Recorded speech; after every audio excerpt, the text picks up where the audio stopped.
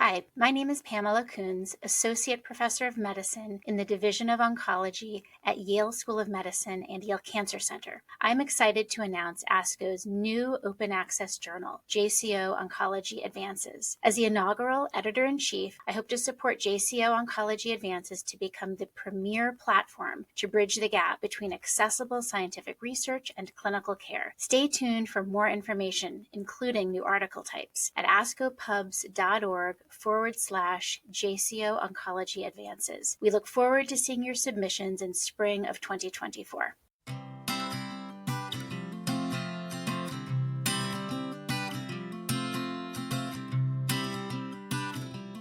Hi, I'm Pat Loehrer, Director of Global Oncology and Health Equity at Indiana University. I'm here with Dave Johnson, the medical oncologist from the University of Texas Southwestern in Dallas, Texas. Welcome to the second half of our Oncology Etc. conversation with Dr. David Steensma. He's a highly accomplished physician and scientist in the field of hematology oncology. In the first part of this episode, Dr. Steensma told us about his Dutch immigrant roots and how a single college biology course changed his career interest from astronomy into medicine. Today, we'll explore his views on key opinion leaders and another passion of his and an interest of ours, collecting rare stamps, including medical stamps.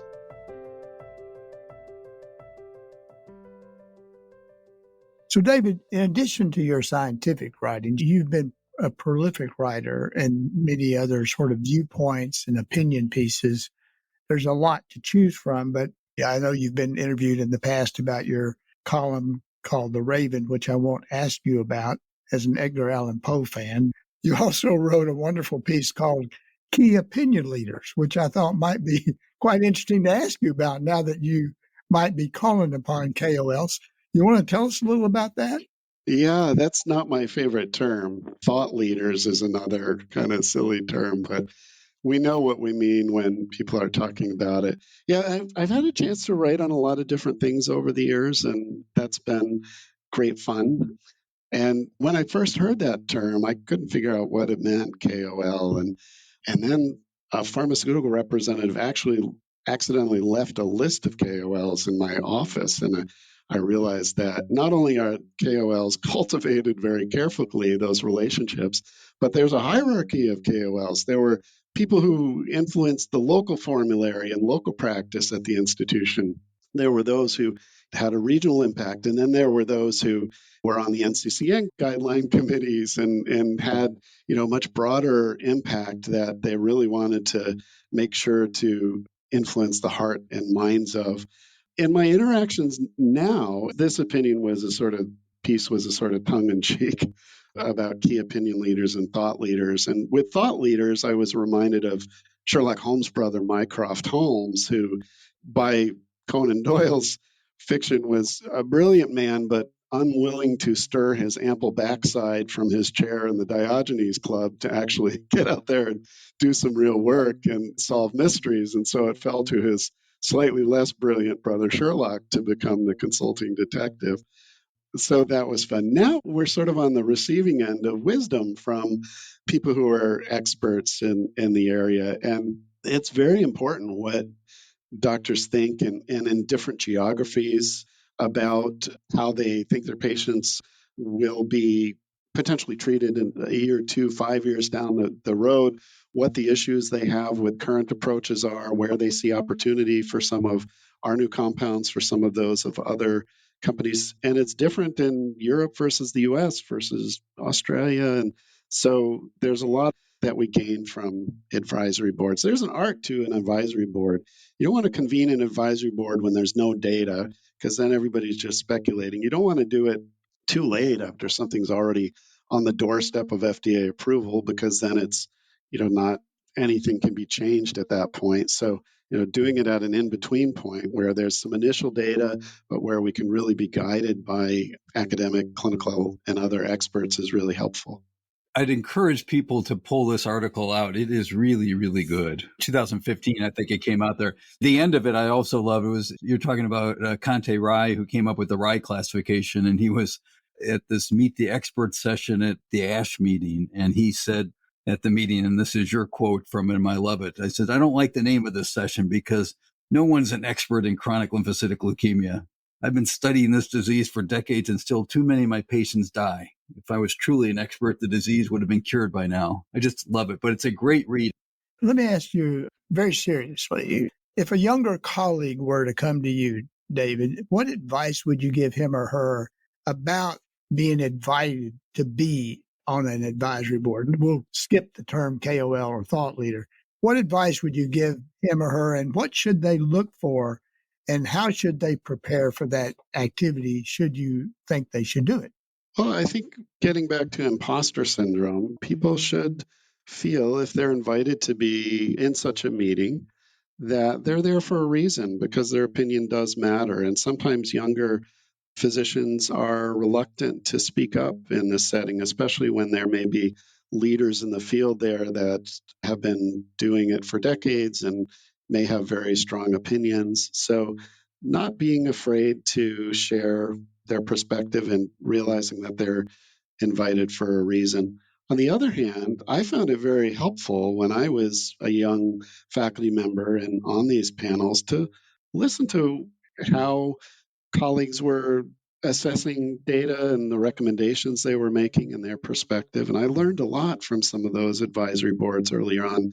Many of the people who are the senior leaders in leukemia and MDS, Rich Stone, Peter Greenberg, John Bennett in MDS, Marty Tallman, Hagop Kantarjian, Clara Bloomfield, just people who had decades of experience.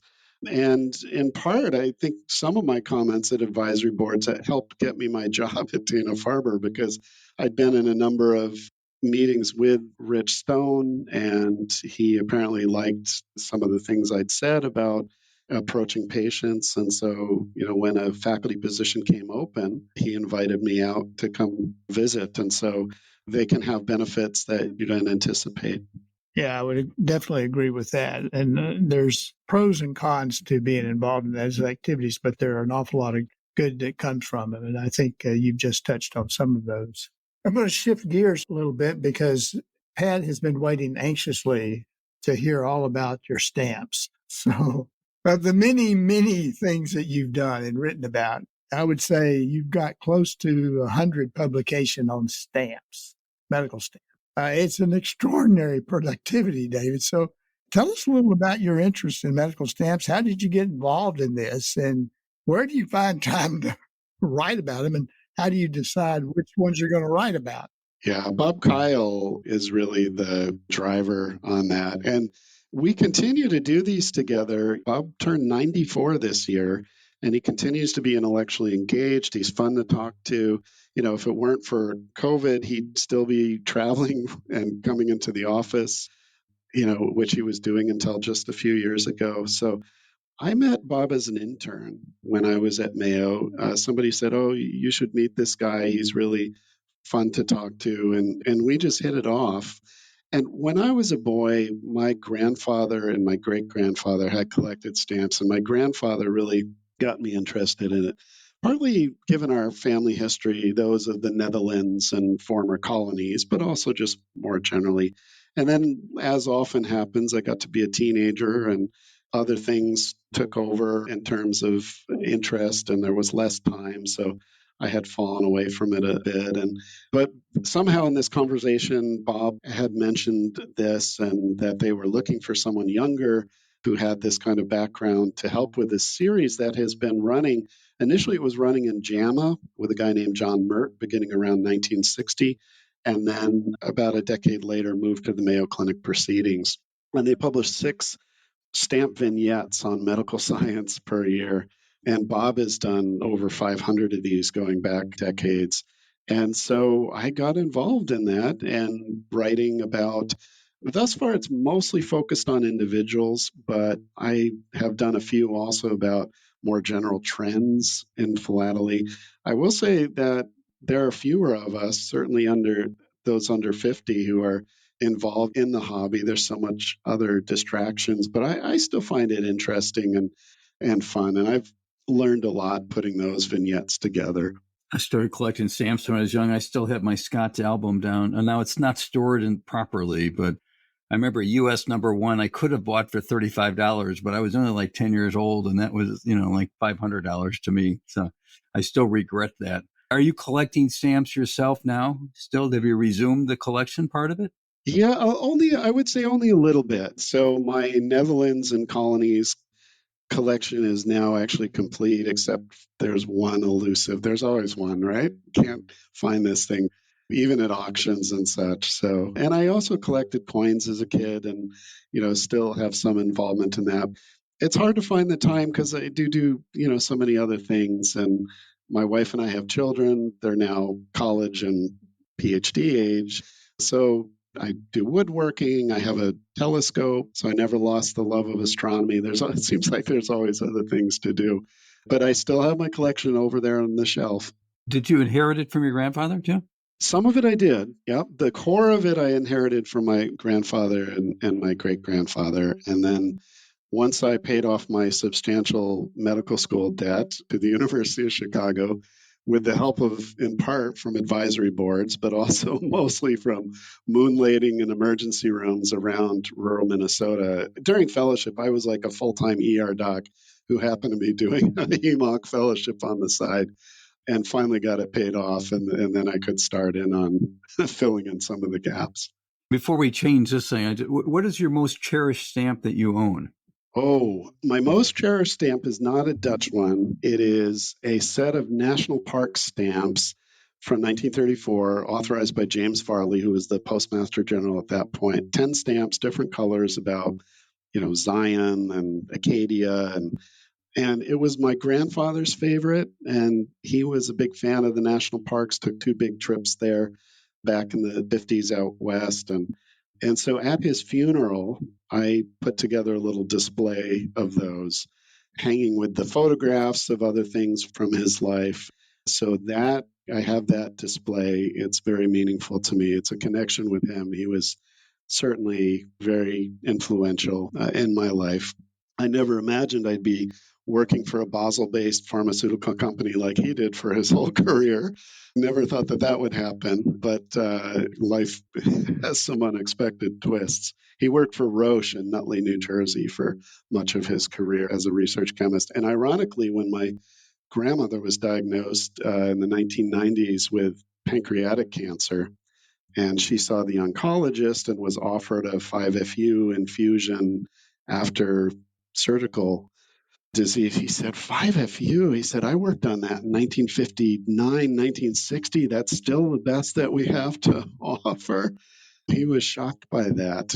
I was a fellow at the time. I said, we need better drugs. For sure. For sure. So do you have a favorite medical stamp, David? A favorite medical stamp? Gosh, that one's, I think, a little bit harder. I certainly have medical stamps that have piqued my interest. One of the sort of most moving is one of the U.S. stamps that came out in the 1950s that has the Sir Luke Fildus, the doctor, on it, with this concerned physician at the bedside of a young boy.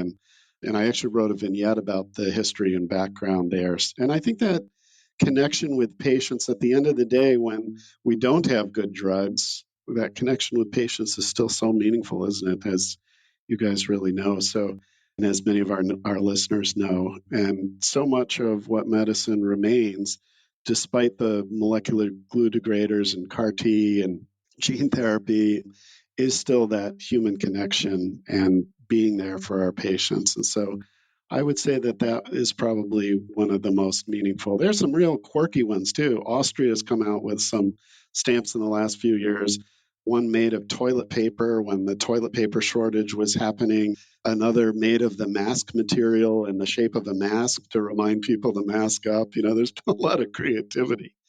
And the Dutch are very good about design. They come up with just some brilliant innovations in postage stamps. I mean, stamps are really quite artful. By the way, the Fieldless painting hangs on the wall of my office. You can't see it, but it's on the wall. And then behind me, you can perhaps see a couple of framed stamps that are some of my favorites. One was a gift to me from a former group of chief residents of an Osler stamp that Canada put out. And the other is one I received actually as a gift as part of an award. It's the first cancer stamp that was produced in the United States. So I love them both. They're quite nice. The Fieldley stamp is actually my favorite of all. So I think that's a great stamp. I look behind me. I've got a stamp collection on the frame that was given to me too that I love. It's Stamps of Medicine. There was one, a Dag Hammarskjöld stamp that was famous because they printed it upside down when they put the color in. And I think it created a huge controversy, from what you know this better than I do, because they decided then just to overprint them. Instead of making a few sheets that were incredibly valuable, they ended up printing out thousands of these things, which I have one now. It's only worth 7 cents. But at the time, it seemed really cool to have a misprinted stamp in your collection. Dag Hammarskjöld, there's an interesting connection with what I was talking about a little bit earlier with St. Elizabeth's Hospital. So this, relatively small teaching hospital had at one point a very strong hematology research program led by a guy named Fred Stolman. And in 1974, Fred Stolman was coming back from ISH, International Society of Hematology, which was in Tel Aviv that year, and his plane exploded somewhere over the Aegean Sea, ultimately thought to be related to the PLO. And so he died. There was a big painting on the wall in the hospital of him. And Dag Hammarskjöld also, at the peak of his career, as the UN Secretary General, was killed in a plane crash. But the interesting thing about Fred Stolman is here you have somebody who was so important in hematology. None of the fellows had any idea who he was or their connection to hematology, or it shows how fleeting fame is unless you're an Einstein or Babe Ruth level. So that was a good thing to keep in mind as well. We could talk for another hour or two on this, Dave. We really appreciate it. But unfortunately, this is all the time we have for today. And I really want to thank you for joining us, Dave. This has been a wonderful conversation. I also want to thank all our listeners for turning into Oncology, etc. This is an ASCO education broadcast where we will talk about anything and everything, as you can imagine. If you have an idea for a topic or a guest you'd like to see on the show, just email us at education@asco.org. And thanks again. And Dave, I've got a quiz for you here. Do you know why pirates don't take a shower before they walk off the plank? I do not. I have no idea. It's because they wash up on shore. Oh, boy.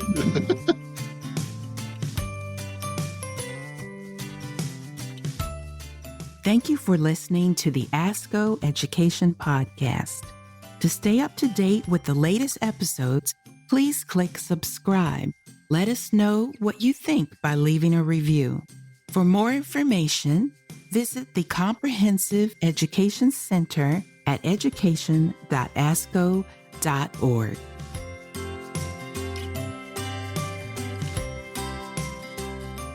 The purpose of this podcast is to educate and to inform. This is not a substitute for professional medical care and is not intended for use in the diagnosis or treatment of individual conditions. Guests on this podcast express their own opinions, experience, and conclusions. Guest statements on the podcast do not express the opinions of ASCO. The mention of any product, service, organization, activity, or therapy should not be construed as an ASCO endorsement.